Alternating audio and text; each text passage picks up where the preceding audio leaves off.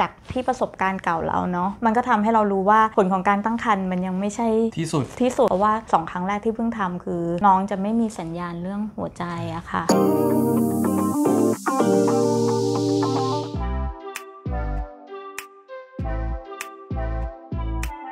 ค่ะจริงๆก็แต่งงานกันมานานแล้วค่ะแต่เริ่มอยากจะมีน้องเนาะประมาณสัก2 ปีที่ผ่านมาจริงแต่งกันมาประมาณ5 ปีตั้งใจก็คือลองปล่อยธรรมชาติเองแล้วก็สักพักหนึ่งก็พบว่าไม่ติดอาจจะด้วยรู้ตัวด้วยว่าเป็นคนอายุเยอะทั้งคู่อะค่ะก็เลยไปปรึกษาคุณหมอที่เดิมนะคะก็คือไปตรวจร่างกายมาก็พบว่าพึ่งน่าจะมีปัญหาตรงที่ว่าพึ่งมีซิสที่รังไข่อะค่ะแล้วก็มีพังผืดด้วยอะไรเงี้ยค่ะคุณหมอที่เดิมก็แนะนำเลยว่าอย่างพึ่งเนี่ยควรจะทำอีกซี่น่าจะเหมาะที่สุดพอเริ่มขบวนการทำอีกซี่ก็พบว่าเป็นคนมีไข่น้อยด้วยอะค่ะแต่ว่าเป็นการอัลตราซาวด์ดูแล้วเราพบว่าไข่ตั้งต้นตอนนั้นไม่เยอะมากค่ะค่ะก็คือพอเพิ่งทำเสร็จนะคะก็ได้ตัวอ่อนมาระดับหนึ่งนะคะแล้วก็ลองใส่ก็พบว่าใส่ครั้งแรกก็จริงๆก็ติดเลยแต่ว่าตอนนั้นไม่ได้มีการตรวจโครโมโซมนะคะพอใส่ครั้งแรกก็ติดเลยก็ดีใจพอสักพักหนึ่งตั้งครรภ์ไปได้ต่อถึง7 สัปดาห์ค่ะไปอัลตราซาวด์ตรวจเช็คเนาะเราก็พบว่าน้องเขาไม่โตต่ออะค่ะคุณหมอก็เลยบอกว่าถ้าเคสอย่างเงี้ยก็คือเราก็ต้องรอที่จะต้องแท้งอะไรเงี้ยค่ะตอนนั้นก็เสียใจมากแต่ว่าก็คิดว่าโอเคยังพอมีหวังก็เลยลองทำที่เก่าอีกสักครั้งหนึ่งอะค่ะอาจจะด้วยความเครียดอะไรหลายๆอย่างก็คือทำแล้วพึ่งก็พบว่าไข่ยิ่งแย่ลงกว่าเดิมทั้งเรื่องคุณภาพเรื่องจำนวนนะคะแต่ก็อย่างที่ว่าก็ลองใส่อีกแล้วก็ติดอีกแต่ก็เหมือนคล้ายๆเดิมก็คือเหมือนกับว่าแป๊บเดียวก็รู้ว่าน้องไม่อยู่แล้วอะไรเงี้ยค่ะก็เป็นเหมือนอะไรที่ฝังใจเนาะมันเจ็บตัวไม่เท่าไหร่แต่มันเสียใจมากๆเสียใจด้วยเจ็บตัวด้วยก็เลยทำให้เรารู้สึกว่าอาจจะลองเริ่มเปลี่ยนที่อะไรหรือเปล่าก็คือพอเริ่มหาที่ใหม่นะคะเผอิญเพิ่งเห็นจาก Facebook อะค่ะเห็นตัวเหมือนคล้ายๆโปรโมชั่นของที่นี่อะค่ะเพิ่งเคยคุยกับแฟนไว้ก่อนเหมือนกับว่าถ้าเราอยากทำที่ใหม่อะจากประสบการณ์ที่เราผ่านมาเนี่ยเราพบว่าเราอยากตรวจโครโมโซมน้องเพราะว่าน่าจะปัญหาที่เราพบก็คือน้องไม่เจริญต่อเนี่ยอาจจะมาจากความผิดปกติของโครโมโซมอะค่ะพึ่งก็เลยคิดว่าถ้าอย่างเงี้ยที่ใหม่พึ่งอยากตรวจโครโมโซมน้องแต่ว่าพึ่งเป็นคนไข่ไม่เยอะแล้วเผอิญมาเห็นที่พามอะค่ะเห็นข้อมูลจาก Facebook แล้วน่าสนใจมากเพราะว่าเขามีเหมือนคล้ายๆแพ็กเกจสำหรับการที่ทำอีกซี่แล้วก็ตรวจโครโมโซมด้วยถึงแม้ไข่น้อยก็มีโอกาสที่จะได้ตรวจก็เลยลองโทรติดต่อมาดูค่ะก็คือลองจริงๆลองโทรติดต่อหลายที่นะคะแต่ว่า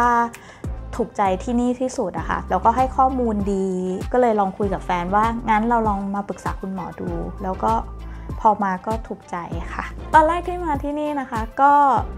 พอได้พบคุณหมอก็รู้สึกว่าคุณหมอเป็นคนใจเย็นมีเวลาคุยกับเราค่อนข้างเยอะแล้วพอเราเล่าถึงปัญหาที่เกิดขึ้นนะคะคือ direction ที่คุณหมอแนะนำให้รักษาเนี่ยก็คือค่อนข้างตรงกับที่เราตัดสินใจเนาะก็คือคุณหมอเนี่ยคิดว่าเคสของพึ่งอะค่ะควรจะต้องตรวจโครโมโซมคือเราไม่ได้เหมือนไม่น่าจะติดยากเนาะแต่ว่าระหว่างนั้นก็คือเราก็บำรุงร่างกายตัวเองก่อนที่จะเข้าขบวนการใหม่เช่นกินอาหารที่มีประโยชน์นอนหัวค่ำ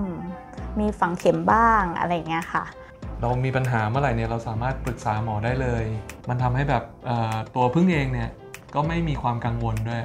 ค่ะมันเหมือนทำให้เราไม่กังวลใจอะค่ะพอเรารู้สึกว่าเรากังวลอะไรปุ๊บเราได้คำตอบภายในวันนั้นเลยผมเข้าใจว่าการทำเกี่ยวกับการมีบุตรอะไรเงี้ยครับสิ่งสำคัญอย่างหนึ่งก็คือเรื่องจิตใจความกังวลถ้าน้อยมันก็จะทุกอย่างก็จะราบเรียบรอบนี้ที่ได้แถว10 ใบค่ะจากเดิมที่เก่าอาจจะไม่เยอะมากจากเรื่อง 4-5 ใบอะไรเงี้ยค่ะแต่รอบนี้คือบำรุงระดับหนึ่งแล้วก็ขึ้นมาเยอะค่ะอาจจะด้วยความสบายใจด้วยก็คือเป็นตัวอ่อนที่แข็งแรง7 ตัวแต่คัดตัวที่เกรดดีที่จะพอตรวจโครโมโซมได้5 ตัวค่ะแล้วก็ได้กลับมาตัวที่สมบูรณ์ทั้งหมด2 ตัวค่ะมีค่ะ กลายเป็นว่าตอนเนี้ยครั้งนี้ที่มารักษานะคะ ผลว่าตั้งครรภ์เนี่ยจากที่ประสบการณ์เก่าเราเนาะมันก็ทำให้เรารู้ว่าผลของการตั้งครรภ์มันยังไม่ใช่ที่สุดคือเราต้องเห็นเขาเจริญเติบโตปกติตามเกณฑ์ถึงจะสบายใจโดยเฉพาะเรื่องการมีหัวใจของน้องเนาะเพราะว่า2 ครั้งแรกที่เพิ่งทำคือน้องจะไม่มีสัญญาณเรื่องหัวใจอะค่ะพอรอบนี้รู้ว่าตั้งครรภ์ดีใจค่ะแต่ว่ากังวลใจมีความกังวลใจอยู่ว่าขอให้น้องไปต่อแต่พอเข้าสู่ขบวนการมา follow up จริงๆเราก็พบว่าน้องโตค่อนข้างตามเกณฑ์แล้วแข็งแรงมากก็ทำให้เริ่มสบายใจขึ้นเรื่อยๆมีอุปสรรคไหมหลังจากที่รู้ผลว่าตั้งครรภ์แล้วจริงๆก็มีตัวพึ่งเองมีเลือดไหลมีเลือดออกนิดนึงมีเลือดออกมาอะไรเงี้ยครับจริงๆตอนแรกก็กังวลเนาะก็มาติดต่อพยาบาลที่นี่อะไรเงี้ยครับก็ได้รับข้อมูลว่าเฮ้ยเลือดขนาดนี้ปกติไม่ได้มีความน่ากลัวอะไรเงี้ยไม่ต้องกังวลอะไรเงี้ยแล้วก็มันก็เป็นอย่างนั้นจริงๆก็คือวันที่มาซาวเนี่ยน้องก็ปกติดีจริงๆค่ะแล้วรู้สึกจะได้ยินเสียงหัวใจด้วยใช่ค่ะก็เลยทำให้ความสบายใจก็เยอะขึ้นครั้งแรกก็กังวลเพราะว่ามีประสบการณ์ที่ไม่ดีมาก่อนเนาะแต่เพิ่งได้กำลังใจจากที่นี่ค่อนข้างเยอะค่ะก็เป็นสิ่งที่เรารู้สึกว่าเราก้าวข้าม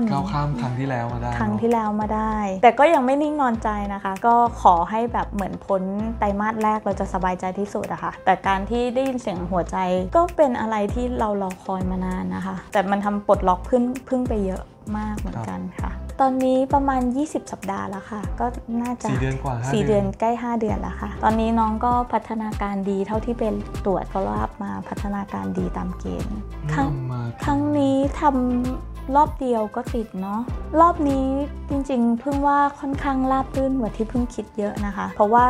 จากเดิมไข่ก็น้อยแบบโอกาสตรวจโครโมโซมก็แทบจะไม่มีเนาะรอบนี้ไข่เยอะขึ้นพึ่งว่าอุปสรรคอาจจะมาจากตัวพึ่งเองนะคะคือพึ่งกังวลเพราะว่าเราเคยผิดหวังมาเราจะค่อนข้างเป็นคนกังวลเยอะค่ะพึ่งเข้าใจนะคะอย่างที่ว่าตอนแรกเนี่ยพึ่งไม่ได้คิดว่าตัวเองจะเป็นคนมีบุตรยากขนาดนี้ค่ะก็คืออาจจะความเตรียมพร้อมอะไรหลายๆอย่างน้อยคือกว่าจะเริ่มเข้าสู่ขบวนการก็ถือว่าค่อนข้างมีอายุนิดนึงนะคะแล้วที่สำคัญคือพอเราทำมันก็จะมีความเครียดเข้ามาพร้อมกับขบวนการพวกนี้ค่ะเพราะว่าเรามีความคาดหวังก็อยากให้คนที่อยากมีลูกนะคะแล้วต้องผ่านขบวนการทำพวกนี้คืออยากให้มีกำลังใจที่ดีอะค่ะแต่ว่าแล้วสมมติถ้าไม่ได้ไปตามหวังก็อยากขอให้สู้อะค่ะเพราะว่าการมีลูกมันก็คุ้มค่าจริงๆค่ะถ้าอยากจะมีลูกสมมติถ้าแพลนกันไปแล้วอยากให้เริ่มเร็วหน่อยครับเข้าใจว่ายิ่งอายุเยอะแนวโน้มที่จะมีมันจะยิ่งยากขึ้นเรื่อยๆถ้าคิดกันแล้วว่าเราอยากจะมีลูกก็ให้เริ่มทำตั้งแต่เนิ่นๆนะครับถ้าลองทำธรรมชาติแล้วมันไม่สำเร็จอะไรเงี้ยครับจริงๆควรใช่ควรจะปรึกษาคุณหมอคู่เราอาจจะค่อนข้างระเหยนิดนึงมาช้าไปหน่อยค่ะทั้งหมอพยาบาลแล้วก็นักวิทย์ที่ดูแลเนี่ยก็ดูแลคนไข้ค่อนข้างดีมีเวลาให้ไม่ทำให้ไม่สบายใจอะไรเงี้ยครับแล้วก็เทคโนโลยีผมว่าที่นี่ก็ไม่ได้แพ้ที่อื่นอะไรเงี้ยนะครับยังคุยกับแฟนเลยว่ารู้สึกคิดไม่ผิดที่มาที่พามคลินิกอะค่ะ